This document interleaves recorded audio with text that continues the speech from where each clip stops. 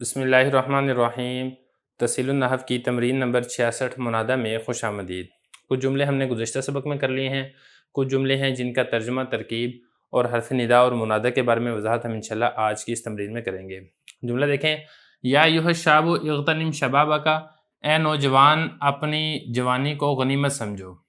اب اس میں یہاں پر وہی والی بات ہے کہ یا یہ قائم مقام ہے ادعو فعل کے، ادعو فعل اس میں انا ضمیر فاعل ہے، اور ایھا الشاب یہاں پہ وہی والا اصول لاگو ہوگا کہ دیکھیں یہ جو شاب ہے یہ معرف باللام ہے اور مذکر ہے، تو لہذا حرف ندا یا اور معرف باللام منادہ کے درمیان ایھا کا فاصلہ لانا یہ جائز ہے۔ پھر دوسری بات اس کے اندر آپ یہ سمجھیں کہ یہ جو شاب ہے یہ چونکہ اس میں جامد ہے، لہذا جب آپ نے اس کی ترکیب کرنی ہے تو ایھا مضاف مضاف الیہ سے مل کر آپ اس کو بنائیں گے مبین، اور یہ جو الشاب ہے اس کو آپ بنائیں گے عطف بیان، تو مبین اور عطف بیان مل کر یہ بنیں گے منادہ۔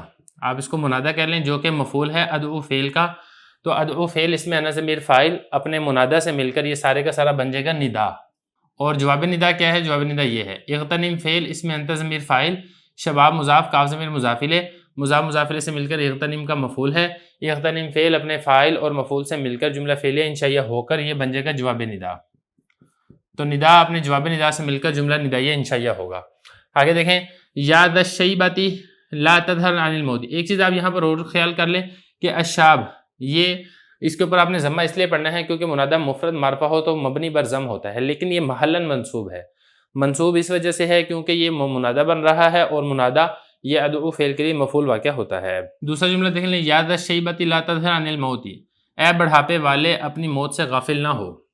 یا یہ قائم مقام ہے ادعو فعل کے، ادعو فعل اس میں انا ضمیر فاعل اور ذا مضاف الشیبہ مضاف الیہ، مضاف مضاف الیہ سے مل کر یہ بن جائے گا منادہ جو کہ مفعول ہے ادعو فعل کا۔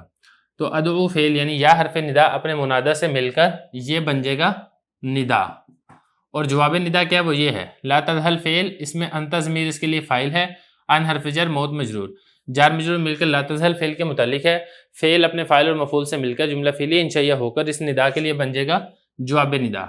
تو ندا اپنے جواب ندا سے مل کر جملہ ندائیہ انشائیہ ہوگا۔ یہاں پر منادہ چونکہ مضاف ہے اور آپ پڑھ چکے ہیں کہ منادہ مضاف ہو تو اس کے اوپر نصب آتا ہے، لہذا یہ محلاً بھی منصوب ہے، منصوب کی جگہ میں ہے، اور لفظاً بھی اس کے اوپر نصب آ رہا ہے۔ آگے ترکیب دیکھیں، ایھا الحریص اقنع، اے لالچی قناعت کر، اس لیے کہ قناعت ایسا خزانہ ہے جو ختم نہیں ہوتا ہے۔ اب اس میں دیکھیں یہاں پر یا حرف ندا محذوف ہے، یا حرف ندا ہے جو کہ قائم مقام ہے ادعو فعل کے، اس میں انا ضمیر فاعل ہے، اور یہ جو ہے نا ایھا الحریص یہ بنے گا منادہ۔ اب اس میں دیکھیں چونکہ منادہ الحریص یہ معرف باللام ہے، لہذا یا حرف ندا اور منادہ کے درمیان ایھا کا فاصلہ کر دیا گیا ہے، جیسے کہ میں آپ کو بتا چکا ہوں مذکر ہو تو ایھا کا فاصلہ کرنا جائز ہے۔ دوسری بات اب یہاں پر یہ دیکھیں کہ یہ جو الحریص ہے یہ چونکہ اس میں جامد نہیں بلکہ اس میں مشتق ہے، تو لہذا جب ہم نے ان دونوں کی ترکیب کرنی ہے تو ایھا کو مضاف مضاف الیہ سے مل کر آپ نے اس کو بنانا ہے موصوف، اور الحریص کو بنانا ہے آپ نے اس کی صفت۔ موصوف صفت مل کر یہ منادہ بنے گا جو کہ ادعو کے لیے مفعول بھی واقع ہوگا۔ تو ادعو فعل اپنے انا ضمیر فاعل اور منادہ سے مل کر جملہ فعلیہ انشائیہ ہو کر یہ بن جائے گا ندا۔ جواب ندا کیا ہے وہ یہ ہے اقنع فإن القناعة کنز لا يفنى۔ اب اس میں یہ جو اقنع ہے اس کو آپ نے فعل بنانا ہے، اقنع فعل اس میں انت ضمیر فاعل، فعل فاعل مل کر جملہ فعلیہ انشائیہ ہو کر یہ بنے گا معطوف علیہ، اور یہ جو آگے والا جملہ ہے اس کو آپ نے بنانا ہے معطوف۔ فا حرف عطف، ان حرف مشبہ بالفعل، القناعة بنے گا اس کے لیے اسم، اور کنزن یہ ہوگا موصوف، لا یفنا فعل اس میں ہوا ضمیر فاعل، فعل فاعل مل کر جملہ فعلیہ خبریہ ہو کر کنز موصوف کی صفت ہے، کنز موصوف اپنی صفت سے مل کر پھر یہ بن جائے گا ان حرف مشبہ بالفعل کی خبر، ان حرف مشبہ بالفعل اپنے اسم و خبر سے مل کر جملہ اسمیہ خبریہ ہو کر یہ پھر بن جائے گا معطوف، معطوف علیہ معطوف سے مل کر پھر یہ سارے کا سارا بن جائے گا جواب ندا۔ تو ندا اپنے جواب ندا سے مل کر جملہ ندائیہ انشائیہ ہوگا۔ آگے دیکھیں، یا ھذا لا تغفل عن ذکر اللہ، اے شخص اللہ کے ذکر سے غافل نہ ہو۔